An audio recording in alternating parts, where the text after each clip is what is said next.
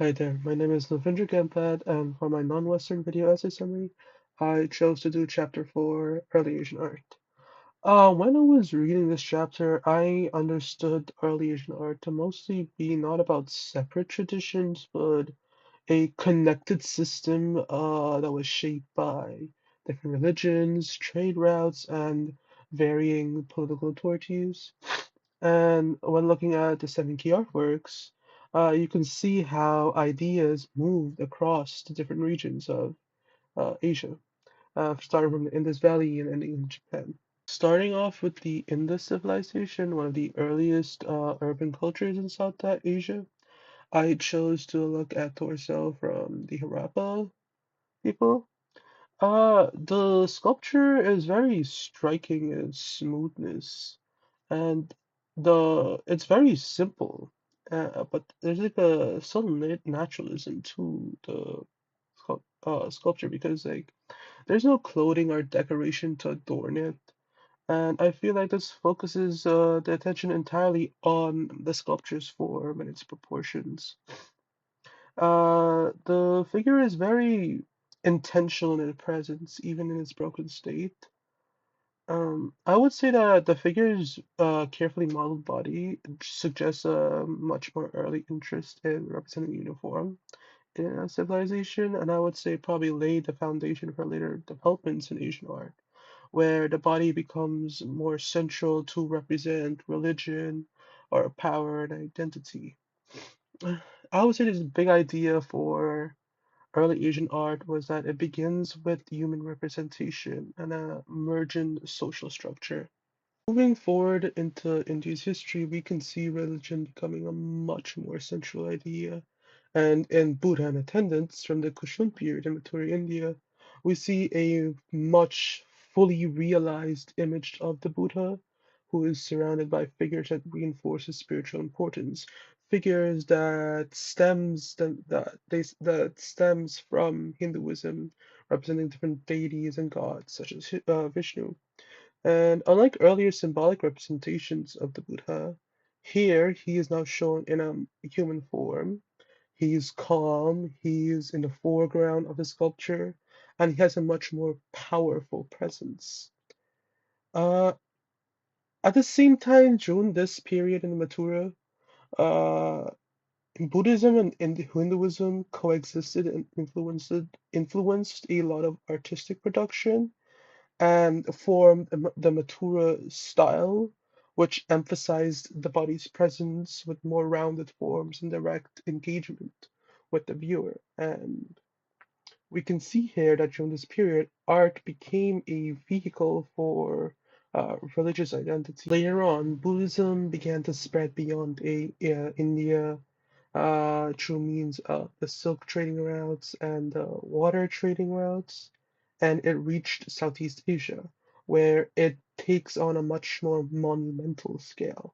The Temple of Borobudur in Java, Indonesia, is a massive architectural and sculptural complex that was designed for spiritual pilgrimage.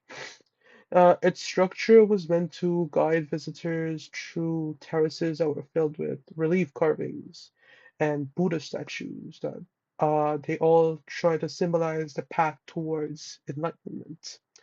The combination of architecture with sculpture forms and landscaping turned the entire temple complex site into a heavily spiritual experience. The main idea here, as I'm trying to say, was that Buddhism, as it spread and adapted, started to shape entire environments, such as in Southeast Asia. Shifting towards China, we see early art taking a very different direction from Indus civilization in India in general, and art here focused more on rituals and power. I looked at the Guang with tiger and owl decor from the Shang dynasty. And basically, it was a bronze container that was used in ancestor rituals. The surface of it was covered with intricate animal forms like the tiger and owl. And while they were decorative, they also were symbolic beliefs about the spirit world and the importance of honoring your ancestors. Here, art is much more closely tied to the early Chinese systems of thought that later developed into philosophies like Confucianism. Art in China was used to express more ritual authority, and because it emphasizes the order and hierarchy and a respect for tradition, it basically started to lay the groundwork for Confucian values.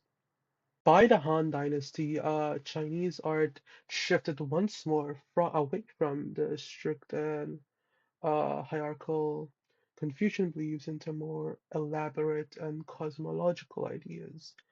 Here we see the incense burner from Prince Liu Shang's tomb. It's shaped like a mountain and represented a sacred landscape. The smoke rising from the burner would represent uh, the mist that rises from peaks and connected the object to ideas that's more about immortality and the universe. During the time as well, China was also very deeply connected through the Silk Road, and there would be lots of different goods and ideas being brought about, and especially Buddhism started to come into China.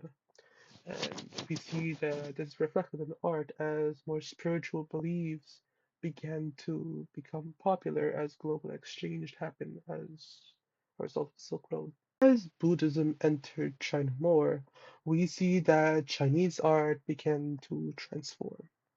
The seated Buddha from the Northern Wei dynasty is a monumental figure that was carved directly into rock. And while this figure reflected Indian Buddhist origins, the style has changed drastically. It went from more simplified forms in Indian art to more symmetrical compositions with a strong emphasis on the sense of stillness.